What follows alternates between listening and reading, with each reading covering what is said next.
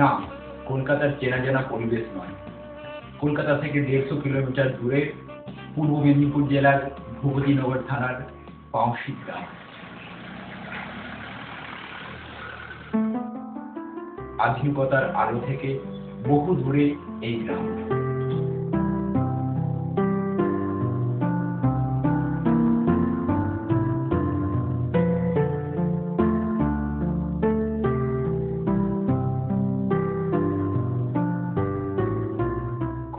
জানলাম এখানে একটি আশ্রম রয়েছে অনাথদের জন্য।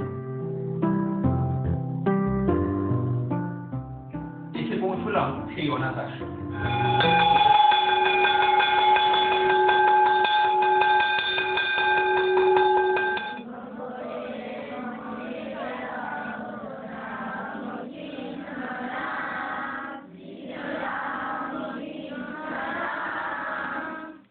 এরা কেউ দিন কাটাতো ফুটপাতে, খোলা আকাশের নিচে, কিংবা লোকের বাড়িতে কাজ করে।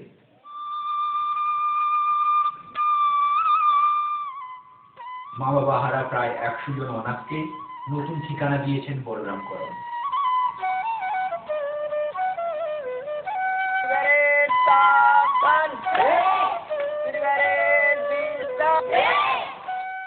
অনাদরে আর অবহেলায় যাদের বেঁচে থাকাই দায় হয়েছিল, বলরামবাবু বুকে তুলে বাঁচার ঠিকানা দিলেন।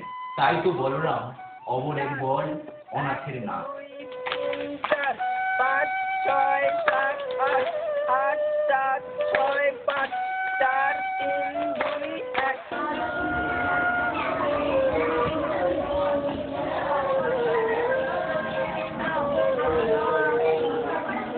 পড়াশুনো করে এরা আজ স্বপ্ন দেখছে মানুষ হওয়ার। কজন কবিতা শোনালো। শরৎকালে দুর্গাপূজা আপনাদেরই আশ্রমেতে হয়। শত শত লোক আসে পুজো দেখে যায়। অষ্টমীতে নাচে গানে ভরা, নবমীতে ধ্রুবচিত তালে, দশমীতে বিদায় জানাই মা দুর্গাকে। আমি আজ কানাই মাস্টার, পোড়াময় বেড়াল ছানাটি, ওকে আমি মারি নেমা বেশ, মিছি মিছি বসে নিয়ে লাঠি। রোজ রোজ দেরি করে আসে, পড়াতে দেয় না ও মন, ডান পা তুলে হাই, যত আমি বলি শোন শোন, দিন রাত খেলায় খেলা, লেখায় পড়ায় ভারী হেলা, যত আমি বলি চ ছ সে কেবল বল মিও মিও। আমি ভাবি আকাশ পাতাল, বাতাস মাটি জল, কিংবা ভাবি অন্তদয়ের ক্ষুদ্র কোলাহল। এই কোলাহল নদীকে যেও হার মানিয়ে যায়, তোমাদের এই কথা আমি পত্রিকাতে পাই। তোমরা বিদ্যাসাগর মাইকেল মধুসূদন দত্ত। বিদ্যাসাগর তুই বিখ্যাত ভারতে, করুণা সিন্ধু তুমি সেই জানে মনে, বিনয় যে দিনের বন্ধু উজ্জ্বল জগতে, হেমাত্রী কান্তি আমলাদ কিরণে। পড়াশোনার সাথে খেলাধুলাও চলে।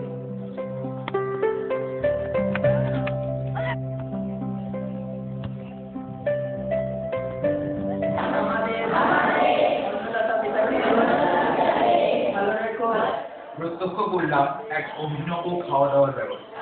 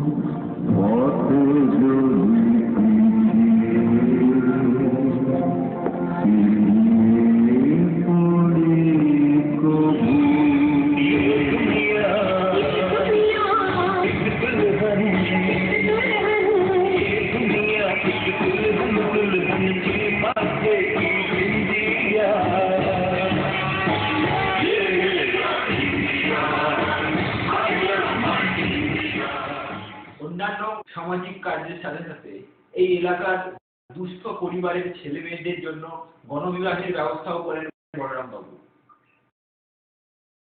রাস্তায় উচ্ছিষ্ট কুলোতে থাকা এক অনাথকে বুকে তুলে আনলেন নিজের বাড়িতে। তারপর একে একে 21 জন। সেটা 1995 সাল। লোকের বাড়িতে ভিক্ষে করে তাদের খাওয়ালেন। তারপর বহুদিন অভাবের কুঁড়ে ঘরে দারিদ্রতা আর অত বড় অনাথ ছেলে মেয়েকে নিয়ে কোন রকম দিন যাপন করলেন। বহুদিন এভাবে চলার পর আনন্দবাজারের জনৈক সাংবাদিক তার কলকাতার কাগজে লিখলেন, ঘরে ঘরে ভিক্ষার চালে বলরামের অনাথ আশ্রম। বলরাম বাবু সারাদিন বিভিন্ন কাজে ব্যস্ত। তার ফাঁকেও জেনে নিলাম কিভাবে শুরু করলেন।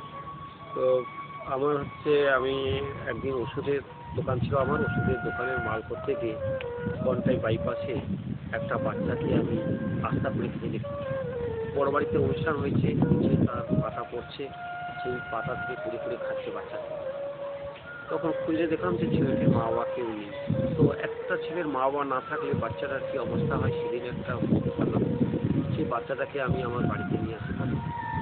করতে করতে এক সময় বাচ্চা বাড়তে বাড়তে 28 জন বাচ্চা হলো। তখন সব কিছু খরচ যোগান দিতে আমি হিমশিমে যাই। তখন নিজের ওষুধের দোকান আর 3 বিঘে জমি সবই বিক্রি করে দিলেন আশ্রমের জন্য। আনুষ্ঠানিকভাবে কবে আশ্রমের সূচনা হয়েছিল? 1995 সালের 26শে জানুয়ারি আনুষ্ঠানিকভাবে এই আশ্রমের সূচনা শুরু হয়।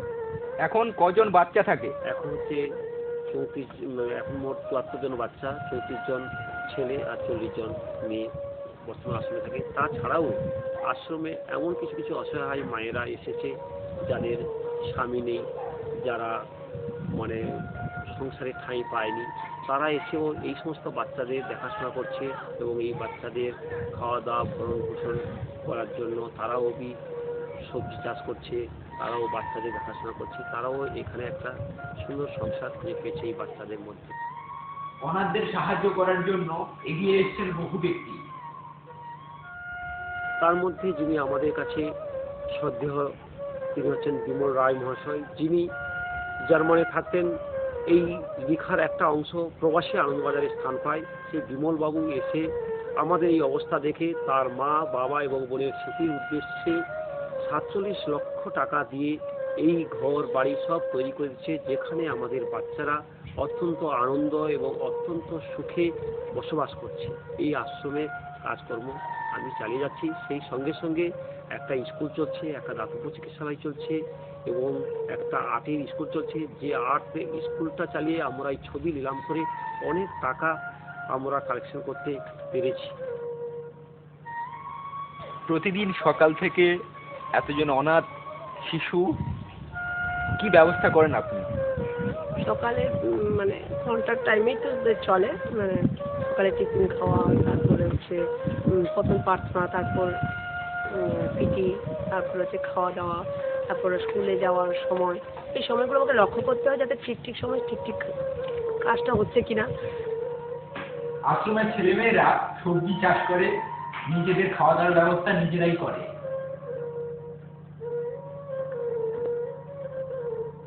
আশ্রমের ছেলেমেয়েরা মুড়ি ভাজার কাজও করে।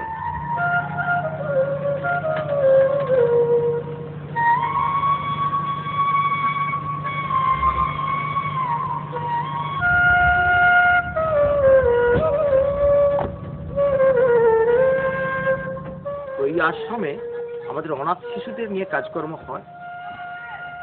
আমাদের দীঘা মেছেদা যে জাতীয় সড়ক রয়েছে, কালীনগর বলে একটা বাস স্টপেজ, ওখান থেকে 6 কিলোমিটার মতো পশ্চিমে আমাদের এই পাউশি, এবং এখানেই আমাদের আশ্রম।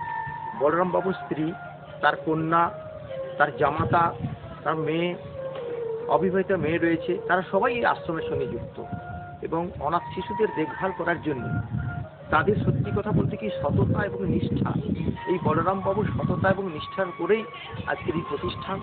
বেসরকারি সাহায্য নিয়েই, কোনো সরকারি সাহায্য এখানে আসেনি, বেসরকারি সাহায্য নিয়েই এই আশ্রম চলছে। বলরাম বাবু ডাকে সাড়া দিয়ে বহু বিশিষ্ট ব্যক্তি এসেছেন এই আশ্রমে, তেমনি সাধারণ মানুষেরও সহযোগিতা পেয়েছেন। প্রত্যেকেই ব্যস্ত আশ্রমের কোনো না কোনো কাজে। এই আশ্রমের প্রতিষ্ঠাতা বলরাম বাবু বিভিন্ন সময়ে বিভিন্ন প্রতিষ্ঠান থেকে পুরস্কৃত হয়েছে। মাননীয় ইস্যু, আপনি হাত বাড়িয়েছেন অসহায় পথ শিশুদের দিকে। আপনি স্বপ্ন গড়ার কারিগর। আপনার সাহায্যে স্বপ্ন দেখছে অসংখ্য শৈশব। সুস্থ সমাজ গড়ার পক্ষে আপনার অন্তহীন সংগ্রাম। আপনাকে সম্মান জানাতে পেরে 24 ঘন্টা অনন্য সম্মান 1417 গর্বিত। আপনার দীর্ঘ সুস্থ কর্মময় জীবন আমাদের কাম্য।